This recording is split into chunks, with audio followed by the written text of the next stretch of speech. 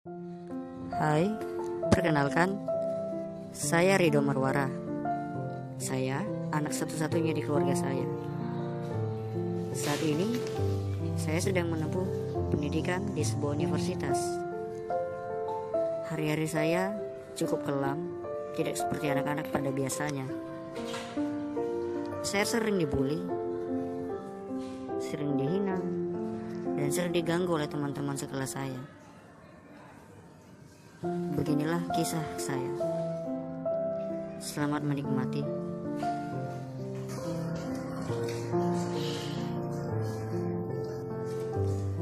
Inilah hari-hari saya di kelas.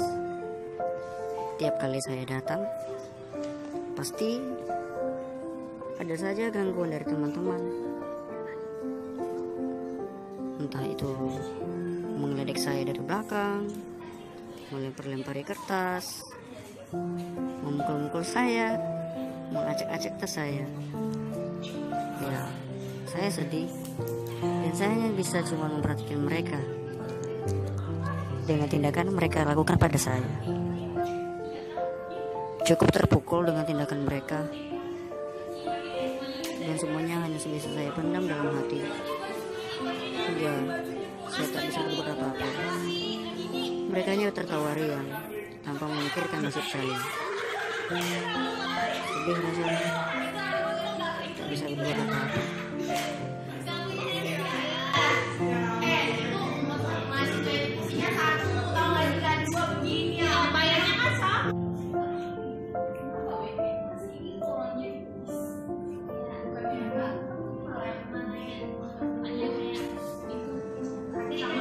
Sering ku berpikir, apa yang salah pada diriku? Teman-teman selalu menganggapku aneh, lain dari yang lain. Mereka selalu meledekku. Daripada aku pikirin, dan aku pergi tinggalkan mereka, mencari ketenangan.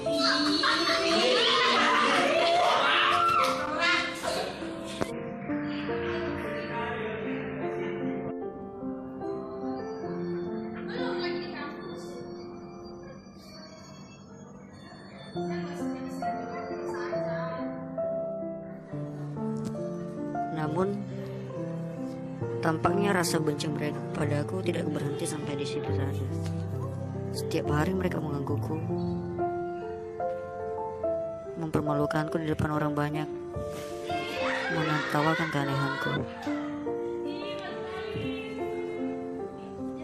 Entah itu di luar, di kelas, selalu saja hal buruk yang kutemukan.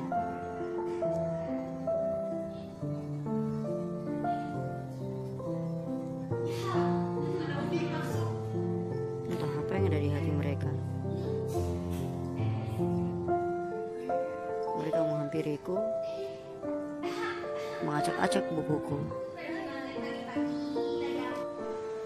senantiasa menggangguku.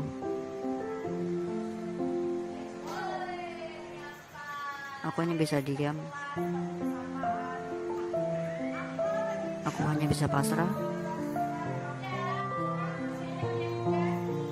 Ya, mungkin ini sudah takdirku, menjadi anak yang selalu dihina,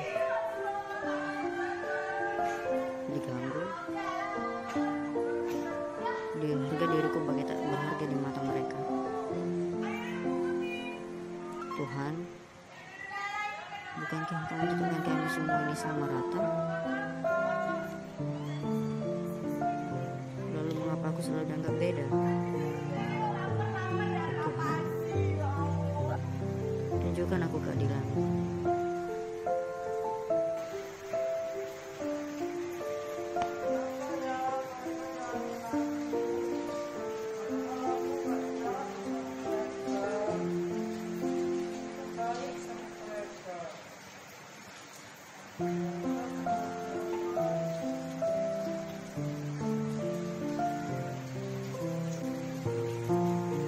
Sudahlah, mungkin inilah hari-hariku. Hingga tanpa aku sadari, rasa kesal dan sedihku ini sampai di depan orang tuaku.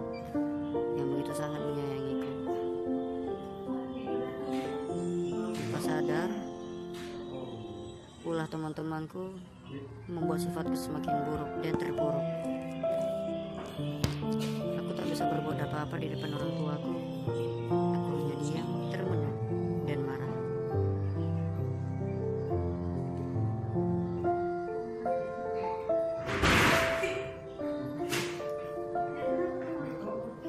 Mereka sangat padaku, tapi aku kurang memahami kasih sayang mereka. Rido kenapa? Rido nggak tahu mah. Kurang-kurang bantu pintu. Rido, ceritalah sama mama. Rido, buka pintunya Rido. Rido, Rido, lagi unsur.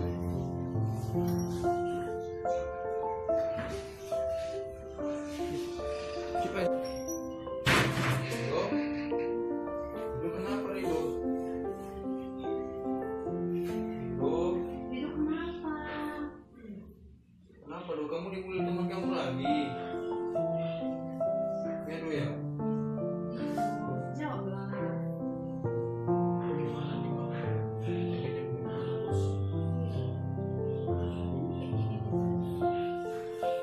Kayaknya bapak aku bahas ini sesuatu. Kita bicara dulu aja ya Pak. Rido, bapak tinggal sebentar ya Rido.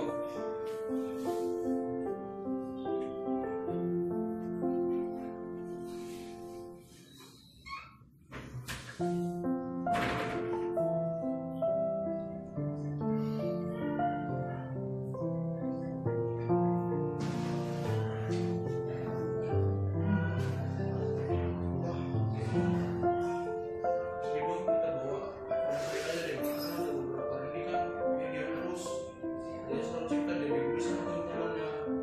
Aku kasihin sama dia mah. Takutnya dia makin buruk keadaannya. Buat mama, di mana kalau kita mau ke rumah sakit Bang?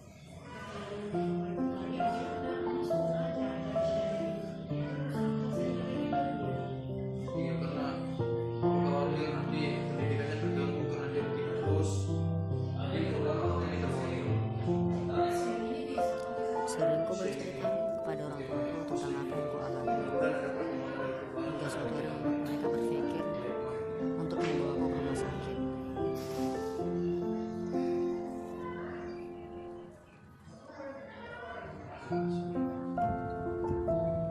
Ya, di rumah sakit mereka harap aku bisa sembuh dari rasa terpuruk itu, dari kebiasaanku yang selalu mengurung diri, mengisolasi semua kegiatan yang pernah aku lakukan. Orang tuanya berharap aku dapat kembali seperti dahulu.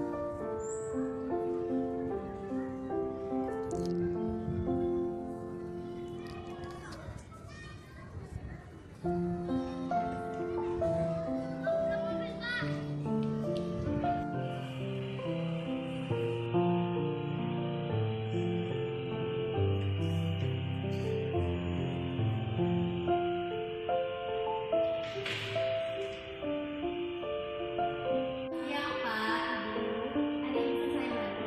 Siang suster. Begini sus, ini anak kami ini sudah beberapa hari ini dia tidak mau berbicara dan berinteraksi dengan orang lain sus. Kami khawatir dia terjadi apa sama dia. Memang sih dia pernah cerita sama kami di sekolah itu sering kali dibully sus. Jadi ini dampaknya dari beberapa hari ini dia mengurung diri di kamar, diam aja nggak mau melakukan apa-apa. Iya betul itu Bu. Jadi kami khawatir untuk apa yang terjadi sama dia ini. Bagaimana itu sus? Dan hingga pada akhirnya orang tuaku mengajakku ke sebuah rumah sakit untuk diobati,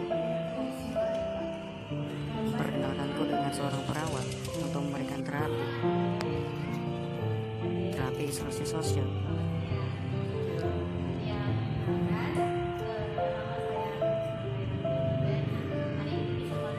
Perawatnya baik, nggak cukup untuk mengudahku untuk bisa berkenalan dengan orang.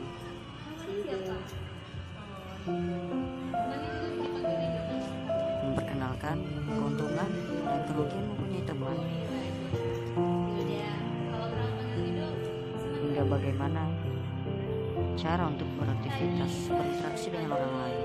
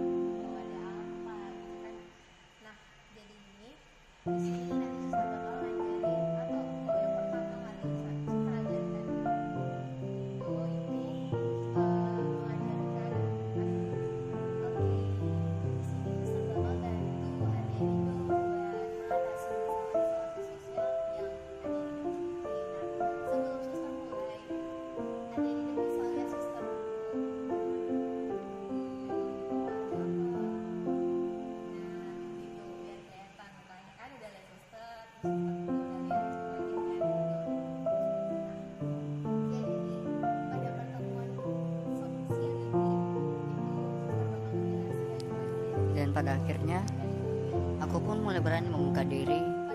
Aku mulai merasa diriku ini berharga. Aku sudah bisa berani bercakap-cakap dengan perawatnya, sudah bisa berani membuka diri. Ya, saya rasa itu sudah lebih baik. Perawat mengajarkanku bagaimana cara mengatasi dari rasa ditindakan perilaku oleh teman-temanku.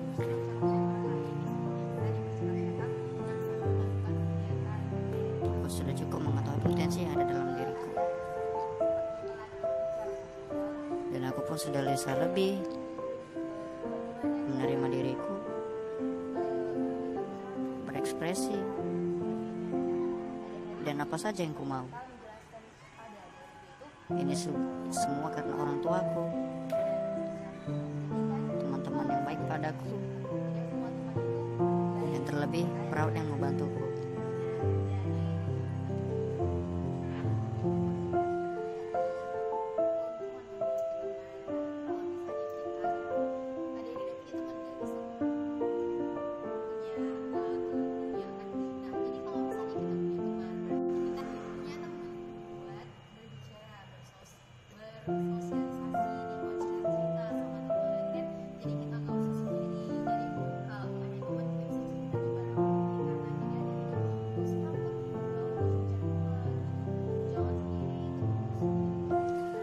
Aku ucapkan terima kasih pada perawat hewan